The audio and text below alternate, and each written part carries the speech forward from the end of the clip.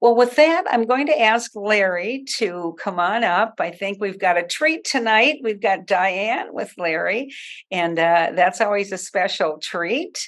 So I don't think you have your audio on yet. At least I didn't hear you. Yeah, I think it is now. No. There you go. Okay, great. Okay. Well, so we want to greet you. You are our leader, and you guys started when God put it in your heart to begin a ministry for grandkids and see where it's gone now. So we're going to show your grandkids. So why don't you go ahead, Gary, and bring up the Fowler family. Yeah, well, this is go ahead, honey. You tell them. Okay, this is our daughter and her family. There are older grandkids live in Colorado, and this was at the wedding celebration of the oldest one, Tyler. And so just a fun picture. And there they are. You can see them all a little better. Both of the boys are married, and their wives are standing next to them. And then our single granddaughter is in between the two granddaughters-in-law. So that's it. And this is our son and his family that live just a mile from us. And we're involved in their lives quite a bit. The boys come over to our house each school day, and we take them to school, do homework with them. So lots of involvement. And then we have a step granddaughter in Georgia. So it's really hard to get her together with the rest of us to get a picture of everybody together. But that's her over on the right, and then she has two little girls. So Diane and I actually have two great granddaughters. That's our family. And Diane and Diane's going to get off the screen here in just a second, and I'll start teaching. But Diane and I have a pretty special date coming up in the month of June. What are we doing, dear? It's our 50th wedding anniversary. So 50 years is a pretty long time for newlyweds. But we're really thankful for the wonderful years we've had together, and also just for the family that we have that we get a chance to invest in. So that's our family. So okay. All right, I'm gonna move things a little bit. I want to tell all of you, if you don't have this on speaker view, you may want to go to the upper right corner and make sure that it's changed to that, because I'm going to be sharing a screen with you with words on it, and they'll be too small for you to watch to see if you don't have it in speaker view. So here we go. I'm going to be talking with you tonight about a passage that I think is really important for grandparents.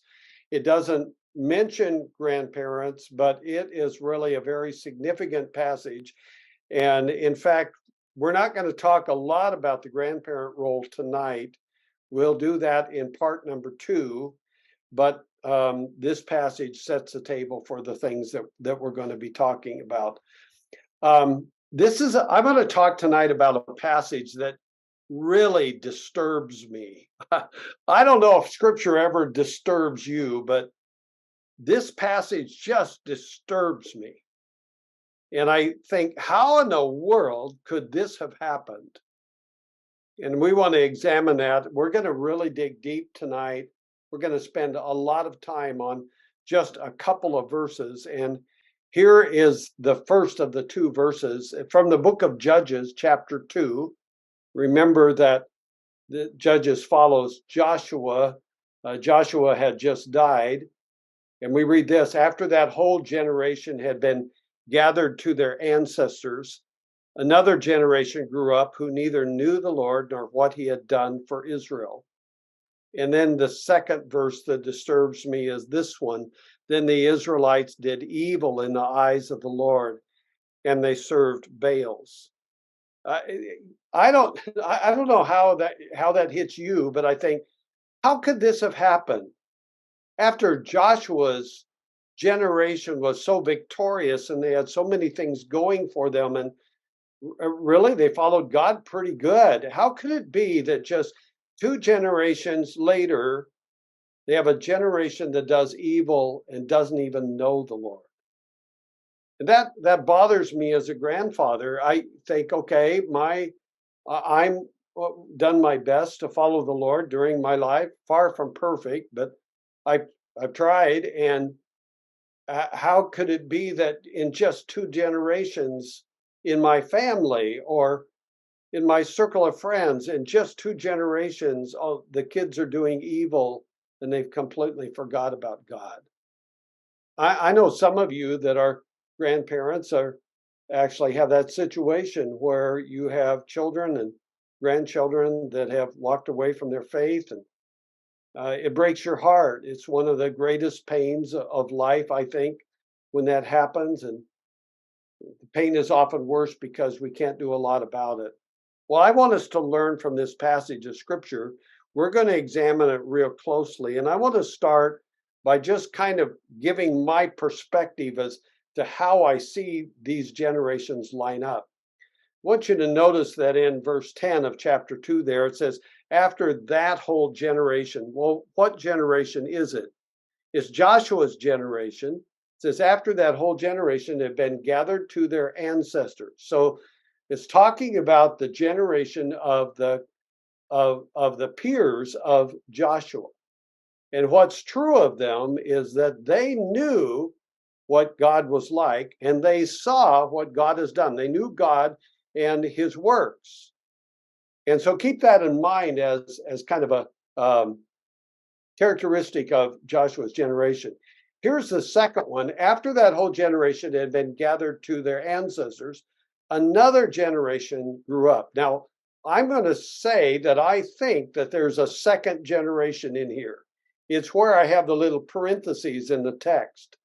But you notice what it says here, after the whole generation had died.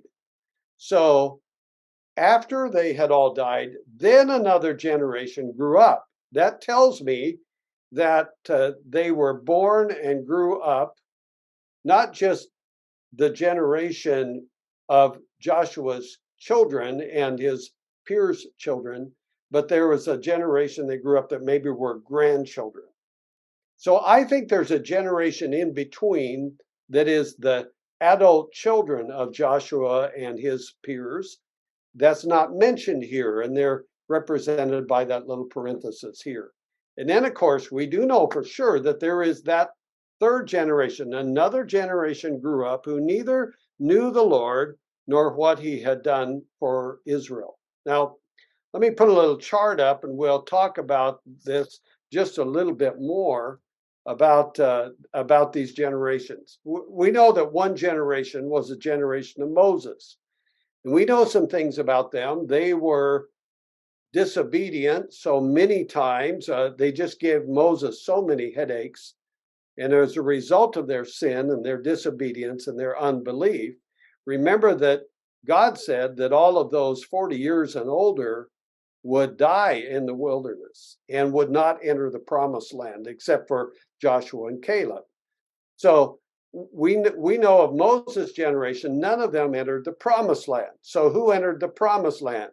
Well, Joshua and Caleb, but then everybody else was of a different generation than those that were Moses' compatriots. They were children in the wilderness or young adults in the wilderness. And during the wilderness journey of 40 years, many of them were probably born there. They were born in the wilderness, grew up there. But then when they became adults and they went into the promised land, they were known for following God. And we'll see that as we talk about them a little bit more. Then there were the children that were born or were children during the conquest. They were children while their fathers were walking around Jericho and defeating Jericho. They were children when the armies went and defeated Ai and the other things that went on during the conquest of the land of Canaan. And then they were young adults or children that grew up in the land of Canaan. As the Israelites settled the land, then they would have been ones to grow up in that land of incredible plenty. And then we have the next generation. They're a generation that only knew prosperity. They weren't born during the conquest. They, of course, for them, probably the stories from the time of Moses were stories that they only heard about from their grandchildren. Maybe they didn't even hadn't even heard about them, but they really didn't know what God or what he had done. And I see that this is a progression of generations.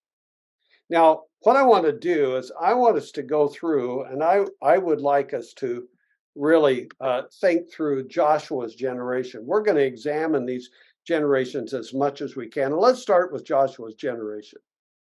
Let me make a premise here. I don't think that there is a generation in the Bible that had more reason to follow God than Joshua's generation. And I want to give you 10 reasons why Joshua's generation and that of his of the elders that were with him, why that generation was so privileged and had so many reasons to follow God. So here's the first one. Joshua's generation saw incredible miracles. So here's what the scripture says in Joshua chapter 4, verse 31. Israel served the Lord throughout the lifetime of Joshua and the elders who outlived him. And look at this phrase, and who had experienced everything the Lord had done for Israel. So these were people that when they were children and young adults, they saw the manna and quail every single day provided for them. They probably saw the water come from a rock. They saw the pillar of cloud by day and the pillar of fire by night. They saw the Jordan River part, and they walked across through the Jordan River. They saw miracle after miracle. They knew about. They participated in the defeat of Jericho and Ai and the conquest of the whole land of Canaan. So they saw miracles. I don't know that there's another generation of people recorded in Scripture that as a group, as a people group, saw miracles any more than Joshua's generation. They were incredibly privileged. And you would think that if there was a generation that saw miracle after miracle after miracle that God did, that would be enough for them to be able to pass on faith to future generations. But that's just one of the 10 things that I see. Here's the second one. They also participated in victories. I don't know about you, but victories are fun. They're sure a lot more fun than losing. Now, that's true for my grandson's soccer games and baseball games. But boy, when it's something more important than just a sport, it's really, really significant. Look what Joshua 21:44 says. Not one of their enemies withstood them. The Lord gave their enemies into their hands over and over again as they were conquering the land of Canaan. God gave them a victory. And these were people that didn't just see the victory, they participated in the victory. They were a part of it. And that had to have an incredible impact upon them. Here's reason number 3. They saw God keep his promises. Joshua 21:45 says, not one of all the Lord's good promises to Israel failed. Every one was fulfilled.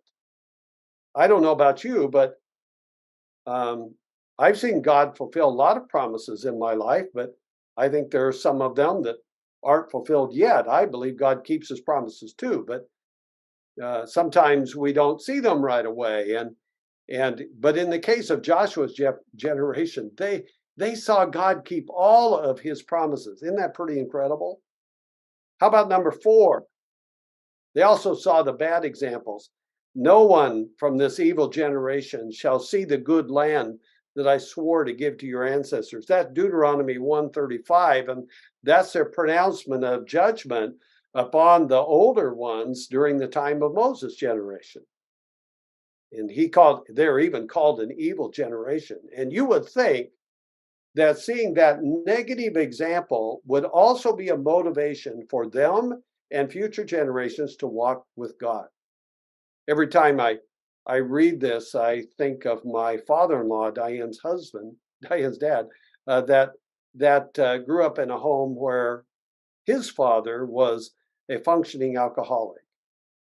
And that had a huge impact on their family. And as a result, Diane's dad, when he was a young man, said, I'm never going to have a drop of alcohol. I'm never going to drink a drink, because the bad example of his father motivated him to have a completely new path of life, a different path of life. Bad examples can do that. And Joshua's generation even had that bad example that was lived out really right in front of them as they were young adults or children. They saw their parents and probably grandparents sin against God again and again and again. How about number 5? They also had a great leader. Joshua 24:15 is one of my favorite verses in the Bible. It says, "But if serving the Lord seems undesirable to you, then choose for yourselves this day who you will serve. But as for me and my household, we will serve the Lord." That's just one statement, one example of the incredible leadership of Joshua. And you all know that. You've read scripture, you know he was an incredible leader. And when you have a great leader, someone leading you, it's an encouragement to you to stand for your faith. They had that going for them as well. Number 6 is this one.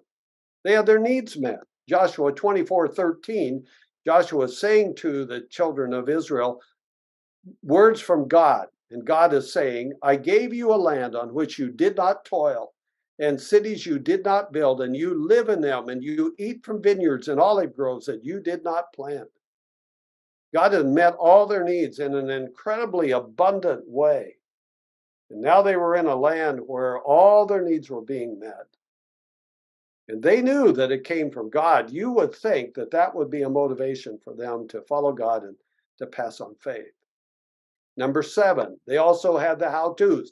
They couldn't be guilty of, they couldn't have the excuse of saying, well, how do we do this? You never told us how to do this. What are we supposed to do? Because in Deuteronomy